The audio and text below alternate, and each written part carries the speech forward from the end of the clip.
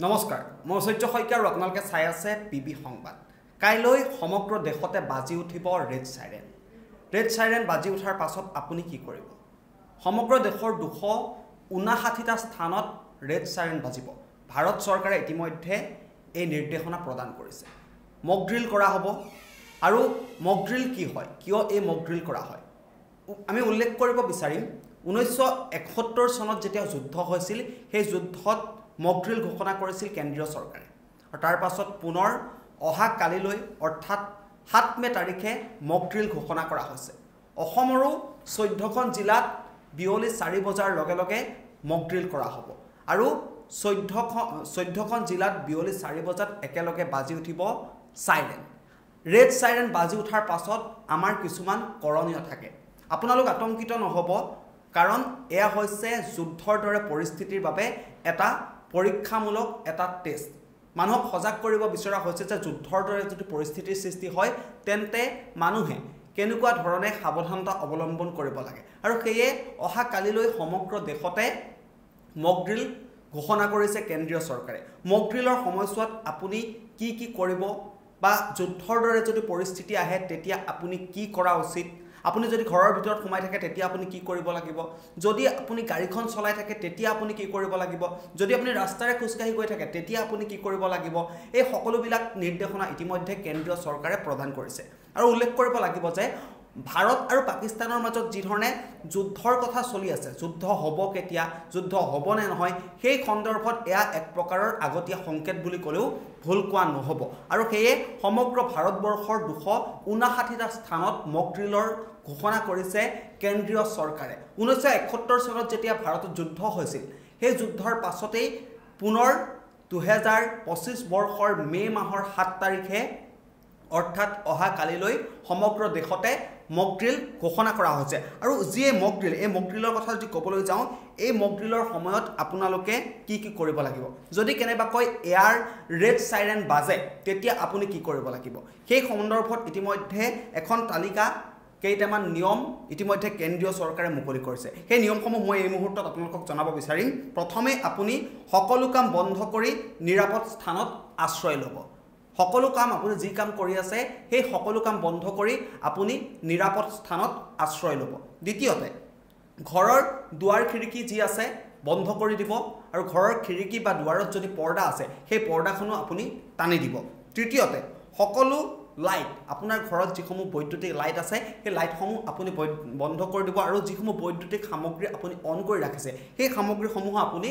বন্ধ কৰি দিব বা অফ কৰি দিব তাৰ পাছত চৰকাৰী কৰ্তৃপক্ষৰ যিসমূহ ভাষ্য সেই ভাষ্যসমূহ মানি চলিব কাৰণ কালিলৈ ৰেড সাইৰেন বাজিব যদিও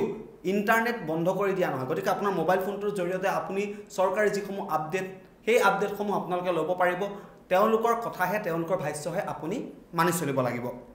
আৰু শান্ত হৈ থাকিব লাগিব আপুনি অস্বস্ত নহব অস্বস্তিত ভুগিব নালাগে আৰু আপোনাৰ পৰিয়ালত যিসকল থাকে বা আপোনাৰ ওচৰে পাজৰ যিসকল লোক থাকে তেওঁলোককো শান্ত হৈ থাকিবলৈ আপোনালোকে অনুৰোধ জনাব আৰু লগতে গৃহ দেৱাল বা খুঁটা ডাঙৰ যদি ৱাল থাকে খুঁটা থাকে বা যদি আপোনাৰ কেনেবাকৈ বাংকাৰ থাকে সেইসমূহৰ কাষত আপুনি থাকিব মনত ৰাখিব বাংকাৰ গৃহ দেৱাল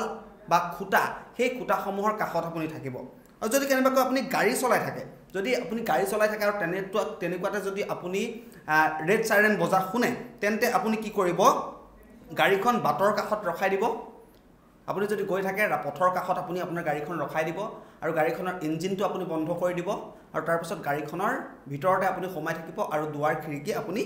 বন্ধ কৰি দিব আৰু এটা কথা আপুনি মনত ৰাখিব লাগিব যদি কেনেবাকৈ ৰেড সাইৰেন বাজি থাকে তেন্তে আপুনি ভুলতো খিৰিকীৰ কাষত নাথাকিব গাড়ীতে হওক বা ঘৰতে হওক আপুনি খিৰিকীৰ কাষত নাথাকিব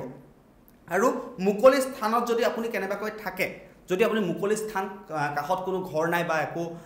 লুকাবৰ কাৰণে জেগা নাই তেন্তে আপুনি মাটিতে শুই দিব আৰু নিজৰ মূৰটো আপুনি হাতেৰে আৱৰি ৰাখিব মাটিতে তললৈ মূৰ কৰি শুই দিব আৰু নিজৰ মূৰটো দুখন হাতেৰে আৱৰি ৰাখিব আন এটা বিপদত যদি পৰে কোনোবা লোক তেন্তে সেই ব্যক্তিজনক কিন্তু সহায় কৰাৰ দায়িত্ব হ'ব আপোনাৰ যদি সাইৰেন বন্ধ হয় সাইৰেন যেতিয়া বন্ধ হৈ যাব সাইৰেন বাজি থকা সময়খিনিত আপুনি এয়া কৰিব লাগিব যেতিয়া আপোনাৰ সাইৰেনটো যেতিয়া বন্ধ হৈ যাব তেতিয়া আপুনি কেৱল চৰকাৰী কৰ্তৃপক্ষৰ ভাষ্য শুনিব গতিকে অহা কালিলৈ এয়া হৈছে এক পৰীক্ষণমূলক এটা মক ড্ৰিল এই মক ড্ৰিলৰ জৰিয়তে কেন্দ্ৰীয় চৰকাৰে সমগ্ৰ ভাৰতবাসীক জনাব বিচাৰিছে যে যুদ্ধৰ দৰে যদি কেনেবাকৈ পৰিস্থিতি হয় তেন্তে সেই পৰিস্থিতিত আমি কেনেকুৱা ধৰণৰ কাৰ্যসূচী বা কেনেকুৱা ধৰণৰ কাম আমি কৰাটো উচিত যাতে আমি নিজকে নিৰাপদে ৰাখিব পাৰোঁ। সেয়ে অহা কালিলৈ অৰ্থাৎ 7 মে তাৰিখে কেন্দ্ৰীয় চৰকাৰে 1971 চনৰ পাছত পুনৰবাৰ 7 মে তাৰিখে মক ড্ৰিলৰ ঘোষণা কৰিছে, কাৰণ ভাৰত পাকিস্তানৰ যুদ্ধৰ কথা ইতিমধ্যে ঘোষণা হৈ আছে আৰু তাৰ পূৰ্বে এতিয়া 7 মে তাৰিখে কেন্দ্ৰীয় চৰকাৰে মক ড্ৰিলৰ কথা ঘোষণা কৰিছে। আৰু এয়াৰ ৰেড চাইৰেন বাজাৰ সময়ত আপুনি এইসমূহ কাম আপুনি কৰিব লাগিব। পুনৰবাৰ মই চমুকৈ আপোনালোকক জনাব বিচাৰিছোঁ আপোনালোকে কি কৰিব লাগিব। সকলো কাম বন্ধ কৰি আপুনি নিৰাপদ স্থানত থাকিব লাগিব। ঘৰৰ দুৱাৰ খিৰিকী বা পৰ্দা যদি থাকে সেইসমূহ আপুনি বন্ধ কৰি দিব লাগিব। বৈদ্যুতিক যদি কেনেবাকৈ আপোনাৰ লাইট আছে সেই লাইট বন্ধ কৰিব। বৈদ্যুতিক সামগ্ৰী ফেন হওক সকলোবিলাক বন্ধ কৰিব। আৰু চৰকাৰী ভাষ্য চৰকাৰী এনাউন্সমেণ্ট যিবিলাক থাকে সেইবিলাক আপুনি গুৰুত্ব প্ৰদান কৰিব। বেলেগৰ কথাত আপোনালোকে ভুল নাযাব। আৰু লগতে শান্ত হৈ থাকিব লাগিব। শান্ত হৈ থাকিব, ভয় নাখাব, আনকো শান্ত কৰি ৰাখিব আপোনাৰ কাষত যোনেই থাকে। লগতে বাংকাৰ গৃহ দেৱাল বা খুঁটা যদি থাকে সেইসমূহৰ আঁৰত আপুনি থাকিব। গাড়ী চলাই থাকিলে আপুনি গাড়ীখন বন্ধ কৰি দিব, ইঞ্জিনটো বন্ধ কৰি দিব আৰু দুৱাৰখন বন্ধ কৰি ৰাখিব। তাৰ পাছত মুকলি স্থানত যদি আপুনি থাকে তেন্তে আপুনি মাটিতে তললৈ মূৰ কৰি শুই দিব আৰু দুখন হাতেৰে আপোনাৰ মূৰটো আৱৰি ৰাখিব। আৰু চাইৰেন যেতিয়া বন্ধ হ'ব তেতিয়া চৰকাৰে যিবিলাক এনাউন্সমেণ্ট থাকিব সেই এনাউন্সমেণ্টবিলাক আপোনালোকে গুৰুত্ব দিব। বেলেগৰ কথাত আপোনালোকে ভুল নাযাব। গতিকে অহা কালিলৈ কেনেবাকৈ যদি আপুনি চাইৰেন বজা শুনে তেন্তে আপোনালোকে ভয় নাখাব। এইসমূহ হৈছে আপোনালোকৰ কৰণীয় কাম। যুদ্ধৰ দৰে যদি পৰিস্থিতি কেনেবাকৈ ভাৰতত হয় তেন্তে আমি এইসমূহ কাম কৰিব লাগিব যাতে আমি নিৰাপদে থাকিব পাৰোঁ। আৰু সেয়ে কেন্দ্ৰীয় চৰকাৰে 1971 চনৰ পাছত এয়া মক ড্ৰিল ঘোষণা কৰিছে আৰু অহা কালিলৈ সমগ্ৰ দেশৰ 259টা স্থানত মক ড্ৰিল কৰা হ'ব। আৰু লগতে অসমৰ 14খন জিলাত মক ড্ৰিলৰ ঘোষণা কৰিছে কেন্দ্ৰীয় চৰকাৰে।